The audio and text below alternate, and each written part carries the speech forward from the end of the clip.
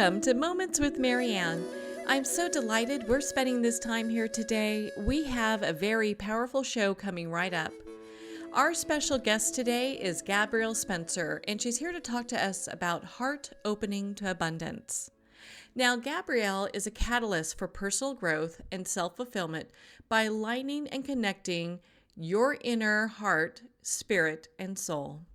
She's known as a master facilitator for human evolution, a multidimensional energy master, and she communicates with your higher self to tailor healing, key codes, and activations specifically for your needs so you can move forward quickly on your path. So let's welcome to the show, Gabrielle. Thank you. I'm so excited to be here with you. What a pleasure it is to have you here. And so, gosh, heart opening to abundance. What a great way to start the day, right? Every day, if all of us could do it, it would be amazing, right? Oh, my goodness. It's a goal. And it is a goal. And gosh, what a beautiful world it would be if more of us were in that space. Exactly. So true. Well, why don't you share with us a little bit of how you even got started on this path? Because I know you're highly gifted. And just so for our listeners that are new to you, just so we can learn a little bit more about you, it's like what's inspired you on this path and how did you even get started? I think that the inspiration was survival, actually. For many people, I know that they can relate to this. Basically, I started in my 20s where I had my life going just perfectly great, and then it wasn't, right? It just suddenly falls apart. And I picked myself up and I started getting Reiki healing way back then. And it helped me to get on, my path. And so I was spiritual, and I tell everybody, yes, I was spiritual. In fact, I met my husband in Tibet in 1999 on a spiritual journey. And so you say to yourself, yep, I was doing what I was supposed to be doing. I was spiritual and I had my corporate career.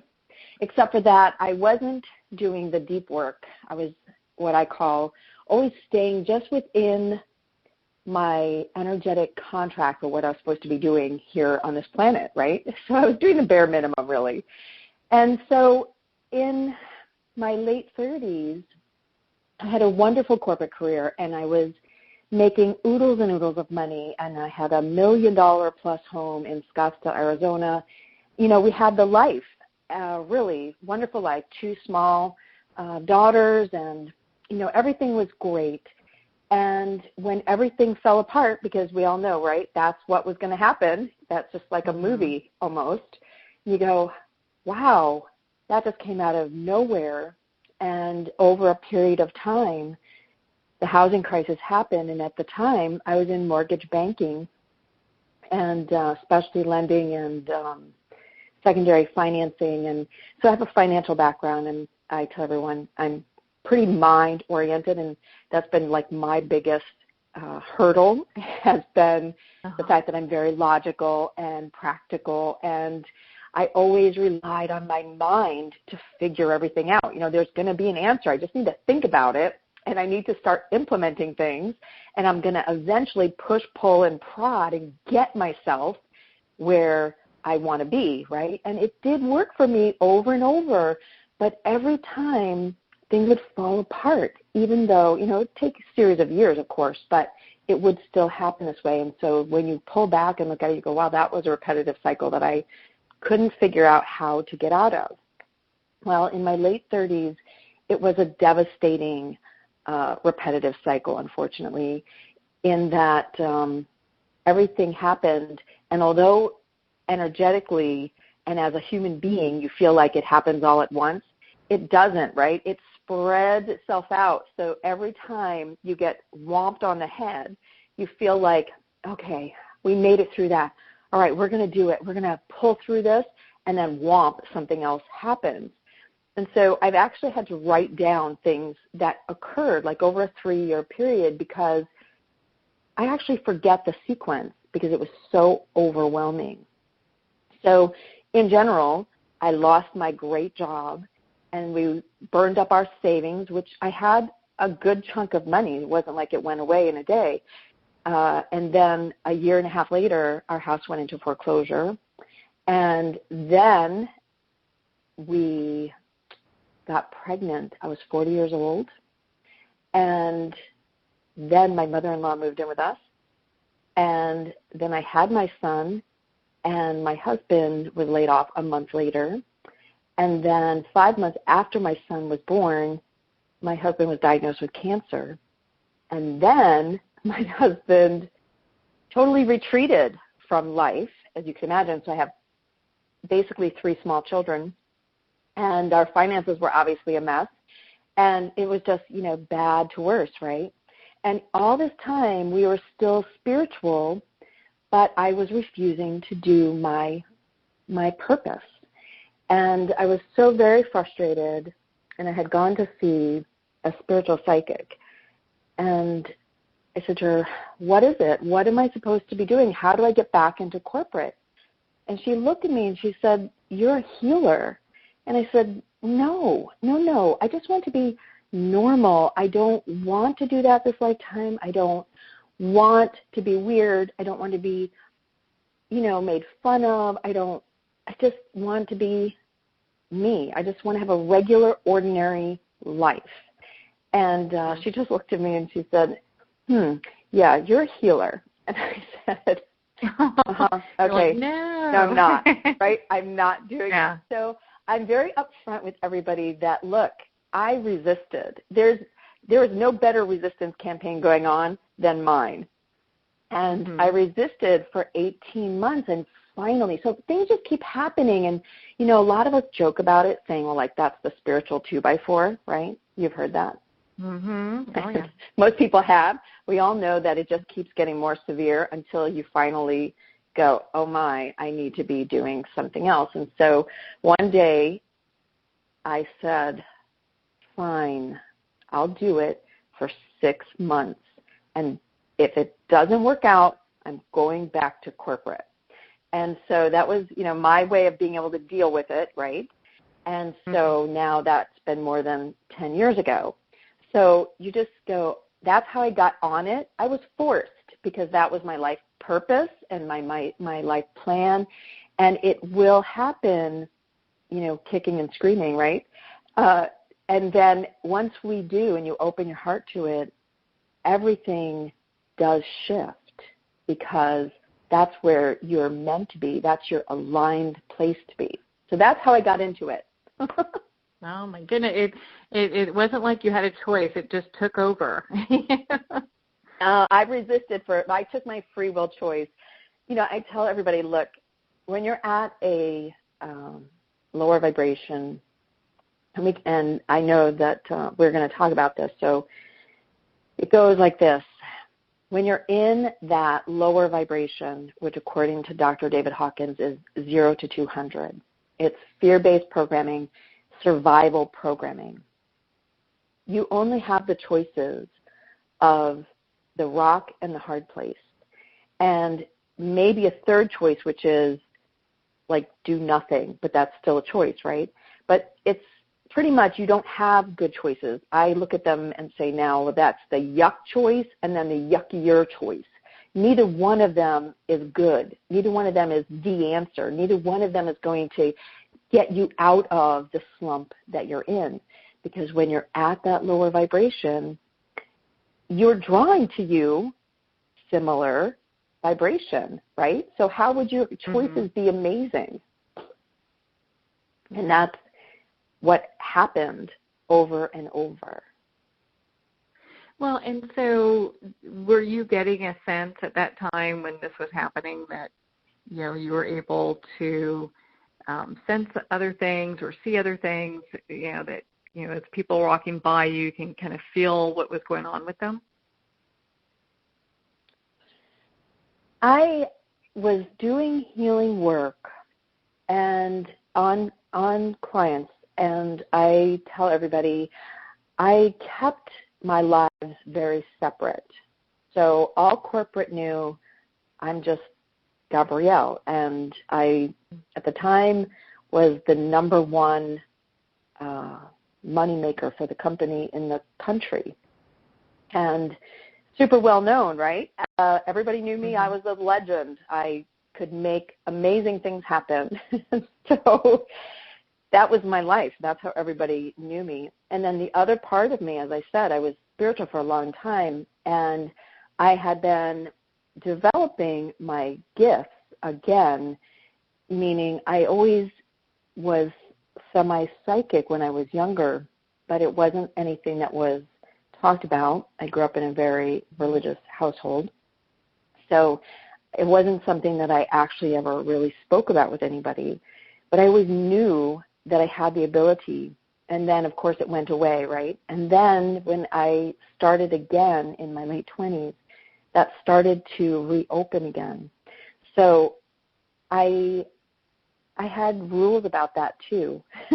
So this is the great thing about being a mind person, and a lot of fear.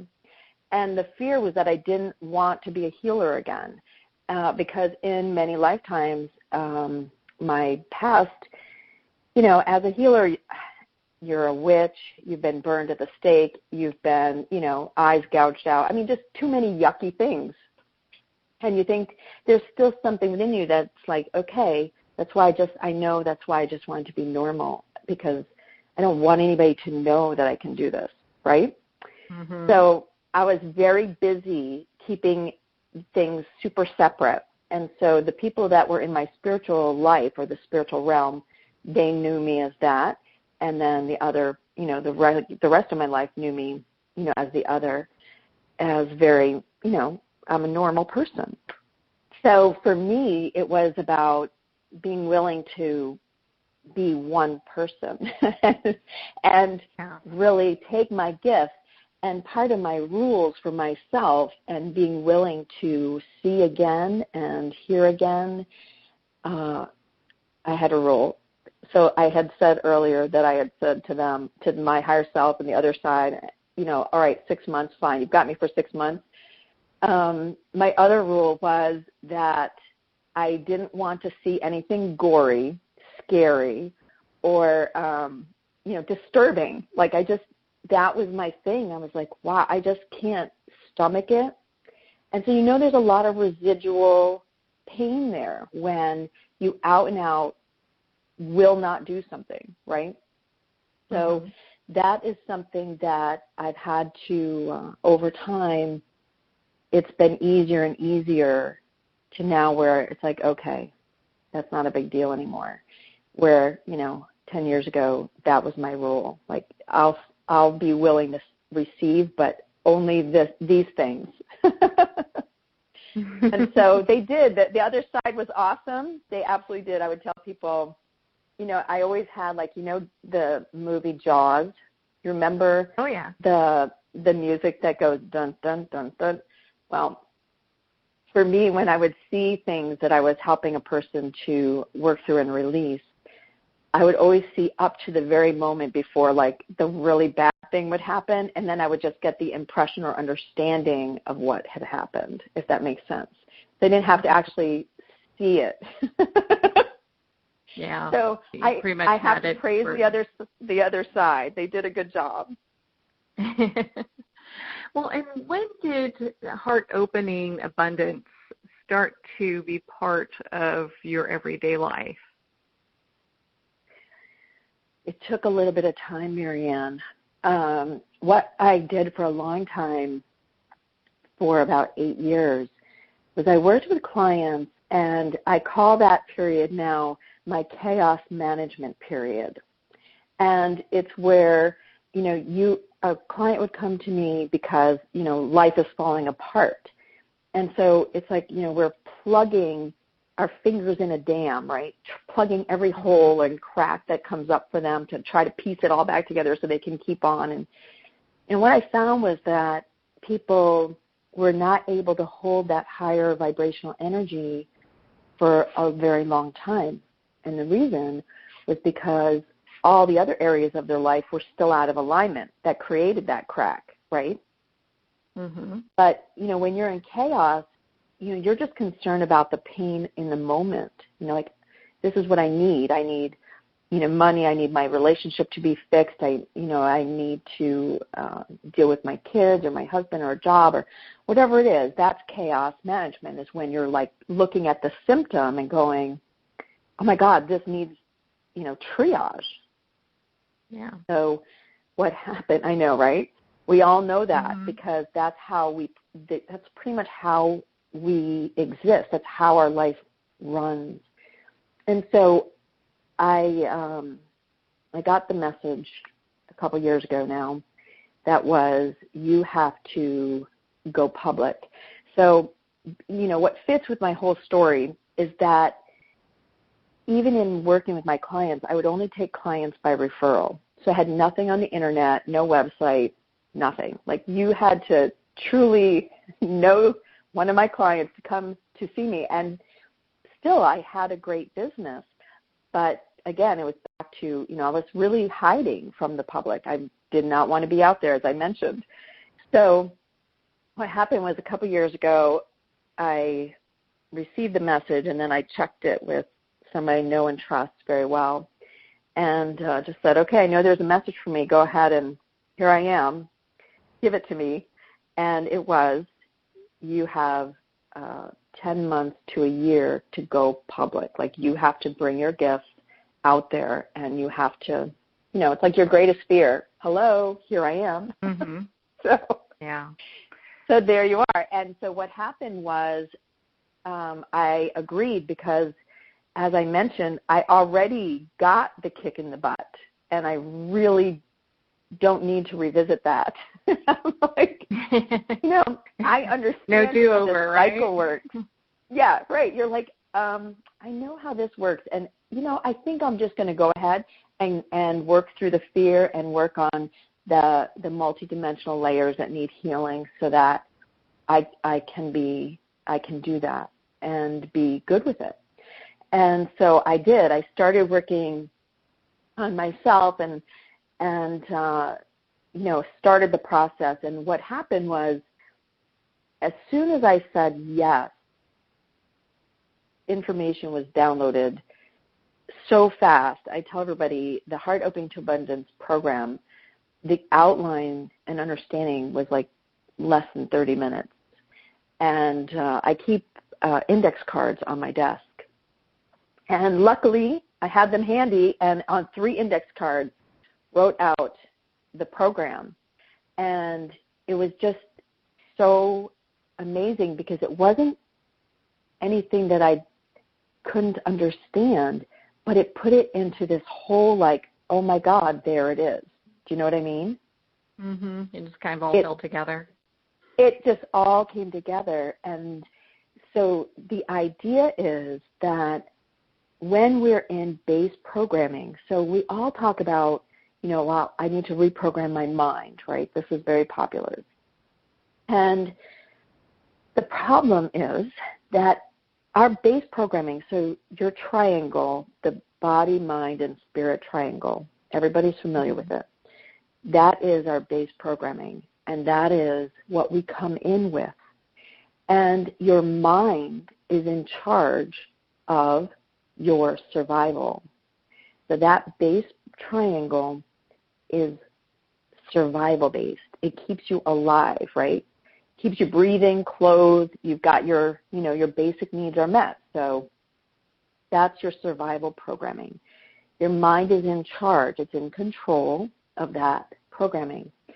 And so it's a 0 to 200 frequency, which are the fear-based frequencies, which also, when I started actually looking into it, like on a human level and actually researching, I was like, wow, man, the other side is they're just so amazing, the information that's available. And then when we start to understand it, we go, wow, that really blew me away. What blew me away about it was the 0 to 200 frequencies, so guilt and grief and gluttony and depression and jealousy, anger, all of these things actually also fit the same genre as the 7 deadly sins that other major religions talk about, which made me go, interesting, because always the clues are everywhere around us. We just don't understand it until you're at a vibration to understand it, right? So I got to see the parallel, like, holy cow. So these are the things we have to overcome. And those are our lessons from multidimensional existences. We're multidimensional beings. So there's a lot of things that have to be healed so that we can raise our vibration from that base programming. And so you do that in a multidimensional way by healing the multidimensional layers of your heart, then your spirit, and then your mind. And so that base programming triangle changes from body, mind, spirit to heart, spirit, mind. And when the heart and spirit are strengthened, because you notice I said those are healed first, when those are strengthened and aligned, it's easier. I always think of it like ganging up on the mind. It's easier for those two to sort of wrestle the mind into the triangle to be a cooperative third partner versus it's standalone, I'm in charge guy, right? So yeah. Because you bring those together. I mean, it's like the heart can just really lead. Yes, the heart leads. The heart is the leader. But all three of them together that's the magic formula. So when everybody talks about, I'm going to teach you the magic. Well, the magic is really about clearing yourself out so you raise your baseline frequency above that 200 of fear. And so that's where you reside naturally. And then when those three are in alignment with each other, that's when the magic, that's when the ease to tap into universal energy, that's when your gifts reawaken. It's when you're able to it's like the universe is endless. The higher your vibration goes, the more access you have to everything. And that's the magic.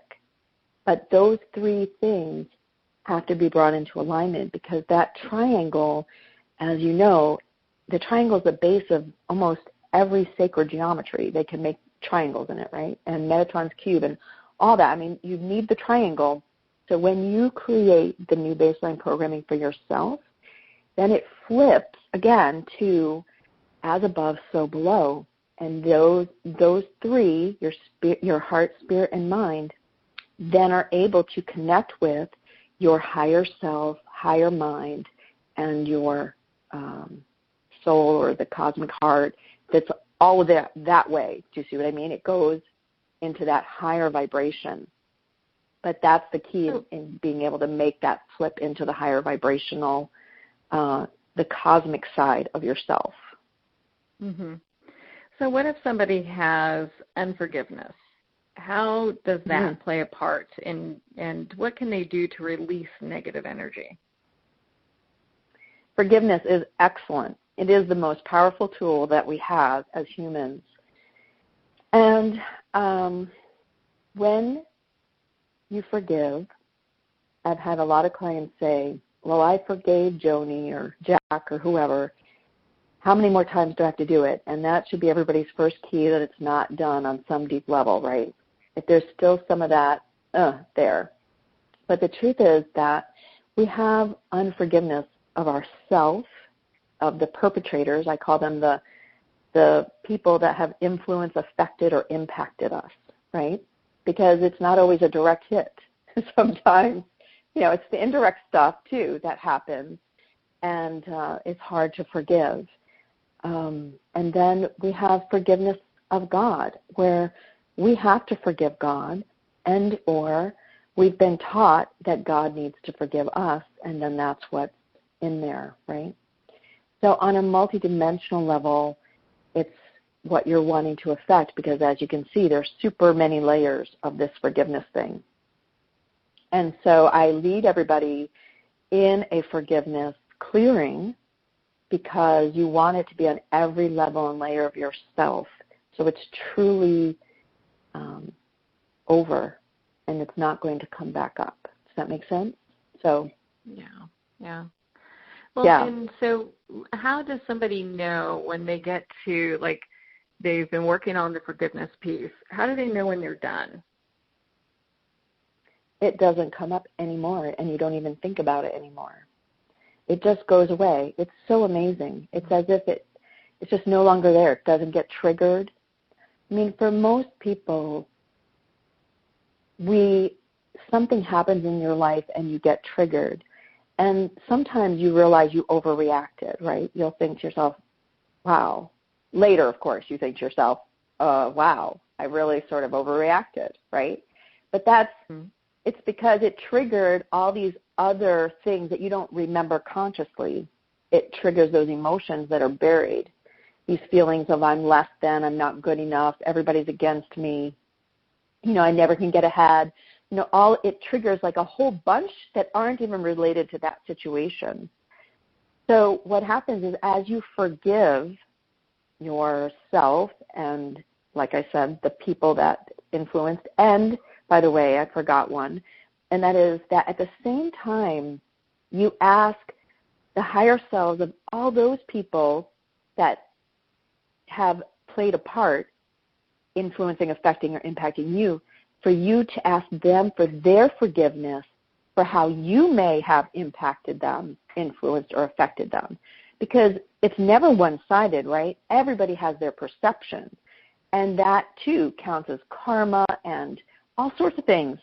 And so you have to remember that you have to do all the sides. So you're forgiving yourself, you're asking those others you may have affected for their forgiveness, and you forgive them, and the same to God, toward God, asking forgiveness of the God energy and forgiving the God energy also. And for people, they may not understand this, but, let's say somebody died in your life, and there are people who, even if they don't say it out loud, they feel like, God took them from me. So in a way, that's still something that you have to forgive, right?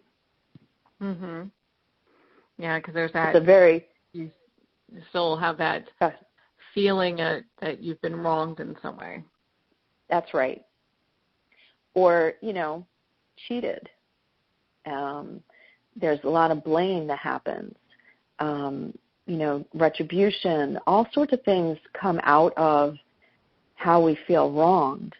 And so that is why forgiveness is a great place to start, because, boy, getting rid of that's just like cleaning house, right? Just in all that we just talked about. And what are some of the other areas that you see that people get stuck?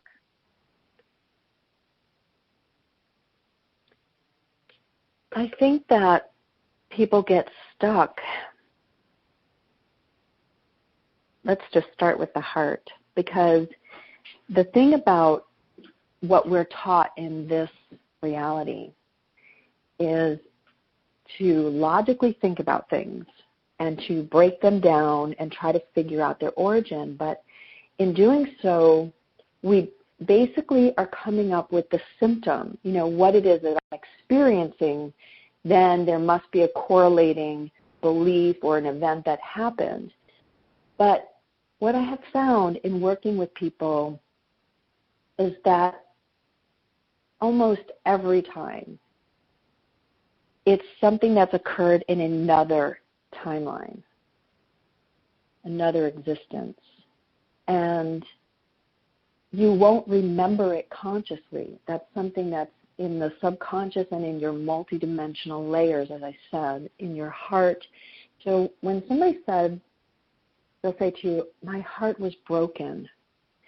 That situation, that I lost my child, my heart was broken, or, my husband betrayed me and my heart was broken.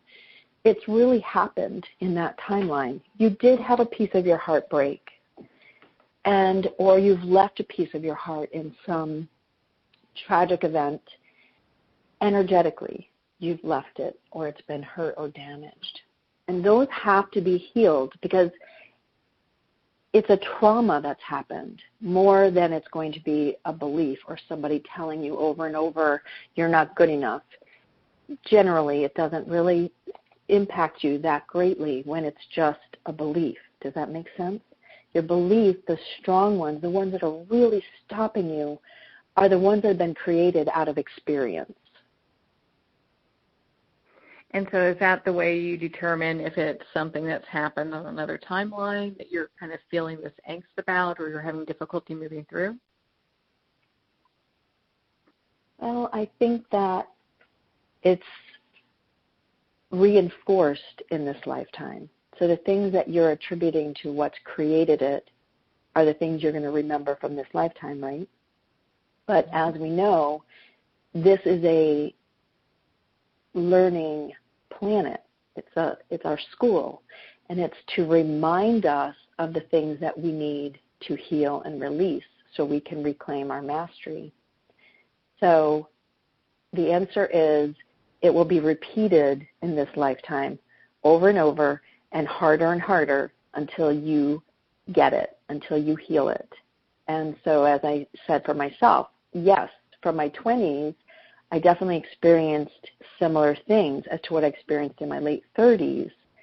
And I realized, okay, it's not going to get better, right? It's going to keep getting worse. And gosh, I can't even imagine what's worse, right? And I don't want to imagine it. I want to move through this lesson, and I want to heal what it is. And for me, it was bringing my mind into alignment with my heart and my spirit and allowing all of it to work together versus I can only trust my mind, right? And most of us know that our minds, while fantastic, boy, they still lead us into quite a bit of trouble, right? But somehow yeah, exactly. But we want to believe that we thought about it and blah blah blah, and so it's the most logical answer, and that is awarded by society, that if you're thinking about it and you've got all your logical reasons, that it makes sense to do it, right? And we still get in trouble, but we don't blame it quite like we do with the heart, where our heart is closed or closing, or think of it like the lotus flower. It closes when it's been hurt, and so we protect it. And so in healing the heart, you allow it to blossom. And I see the heart as the portal of light. It is the easiest way for you to tap into higher vibrational light and energy from the other side, and to make you one with it, to bring it in, and then have it fill your entire being, project out all around you, and that is how you start raising the vibration of everything that comes in contact with you, just through the heart. And that is why that's where you start, because that's your fastest way to raise your vibration. Well, that must be such a relief to so many people, because it feels, I think, a lot of times like we work on clearing negative energy and getting into forgiveness and working on our heart. And I think a lot of times people feel like they're not really making progress.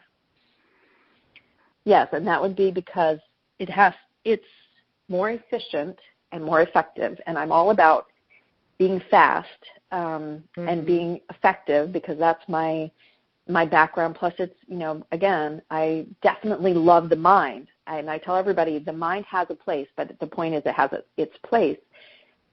When you work on a multidimensional level, then you are accessing those layers that are holding the traumas and the hurt and, like I said, being maimed and burned and everything.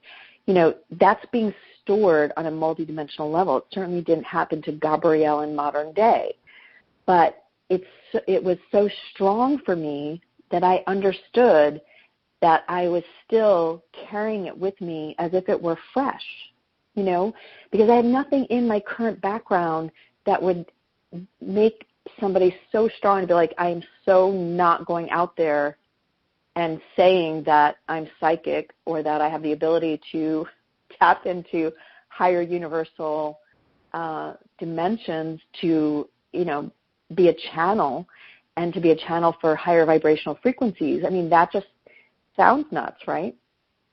I guess it all depends on your friends, right?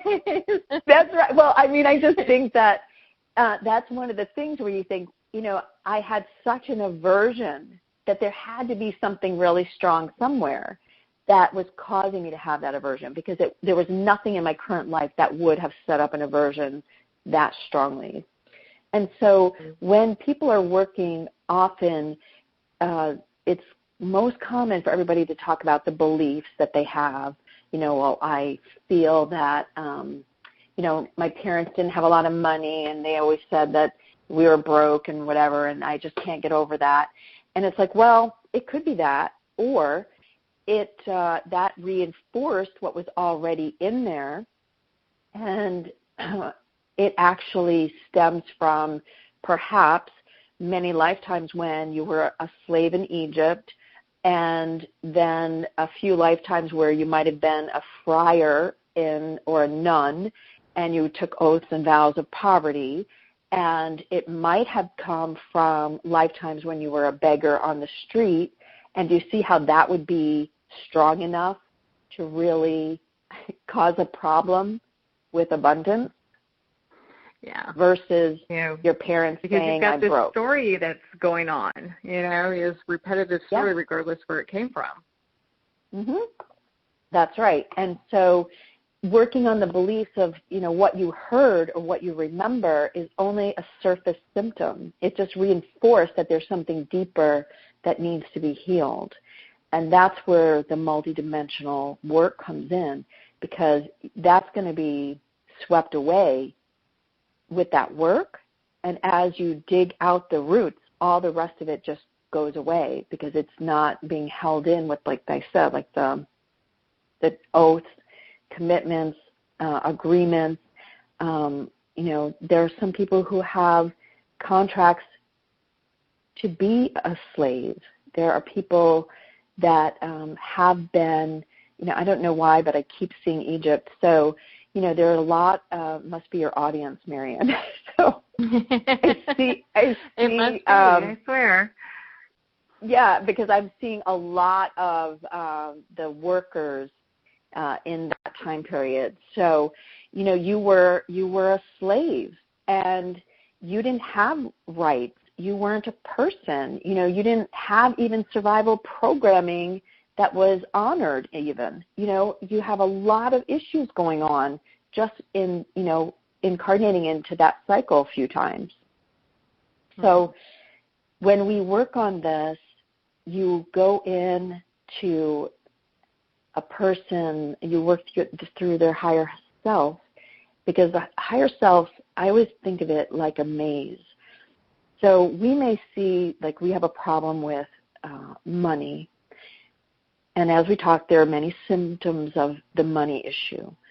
But when you go to the higher self and you say, we need to be free, I need to bring in money, I need to be able to tap into universal energy so I can bring in money, the higher self every time will not start with anything related to money. It's fascinating, and it's fascinated me for years, because whenever somebody would come to me with a symptom of what they're experiencing in their life, bad marriage, bad job, whatever it is, the higher self never starts with whatever that symptom is. It's always something else that has to do with bigger traumas, like karmic things as well, where you may have taken away somebody else's bliss. And so it's a karmic thing that has to be healed and released, and you have to atone for it energetically. It's not about saying, well, forgive me. It isn't about the words. It's the energy. And I have received through channeling that it takes an energetic vibration 10 times greater than the vibration that created the trauma in order to heal it and release it. So that's pretty incredible. Information. Yeah. Because a lot of times people are thinking, gosh, I'm never going to get beyond this. I'm stuck, or whatever the case is, Yeah, it's hard. It's hard when you're in it you have to get to 10 times higher. We just said that, the fear-based frequencies are 0 to 200. And that's just to get you to your new baseline, that is where you're not in a fear frequency all the time, just fluctuating, between them, the 0 to 200. But even so, let's say that the frequency, I even think that it goes negative, -0. You know what I mean? Like negative numbers. Yeah. But, we want to be nice and just say it's 0 to 200, right? Because that's easier to deal with mentally. But the point is that whatever that number is, 10 times that, that's pretty high. And so for most people, you would work with somebody who is able to tap into that higher frequency and be the conduit for you to help create that energetic flow that's needed for the healing. That sounds so beautiful, and you put it in such a way that it's a difficult topic, I think, for a lot of people sometimes to wrap their heads around, but you make it really simple. So I appreciate you sharing that with us and sharing your insights with us today. Where can our listeners connect with you and be part of your community and learn more about the work that you do? I would love to offer them a MP3 that will allow them to start working with their higher self and get healing and be brought into alignment with their higher self. Does that sound good? Oh, sure. Where is that at? I love giving away MP3s. I just love it because people, when you work with a higher self, this is something else that everybody needs to know. Like I said, your higher self knows what you need the most and how to get there the fastest. And that's what I love about working with people's higher self. So even when you listen to the audios, your higher self, just by you giving permission, by listening and being willing, will still be working on things that we may not even have addressed in the audio, because it's really about being connected in that energetic way, giving permission and allowing what is in your highest and best to occur, right? So with that, you can go to uanow.net. So it's actually for Ultimate Abundance Now, uanow.net/unlock. And that will get you to unlock and unleash your abundance. And that is all about connecting through your higher self to help bring you into alignment for your abundance. And abundance is everything. It is not just one aspect, which is money, which is most everybody thinks about. To be abundant and to reclaim your self-mastery, it's about having everything, reclaiming who you are from within, so you have that whole life abundance. Oh, that sounds like just a beautiful place that not only you could start your day with, but also end it. Gabrielle, thank you so much for taking the time to be on the show with us here today. Thank you. I have really enjoyed it. Well, thank you so much, Gabrielle. It's been such a pleasure to spend this time with you today. Unfortunately, we're at the end of our time today. I would like to thank everyone for tuning in. You've been listening to Moments with Marianne. And remember, make every moment count.